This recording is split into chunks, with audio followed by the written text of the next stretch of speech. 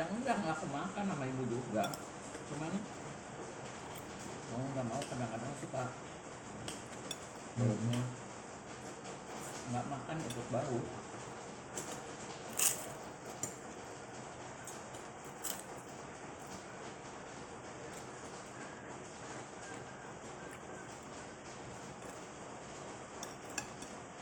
Ya enak. Enak kan sayurnya, ya kalau sama nasi cukup, nggak asin.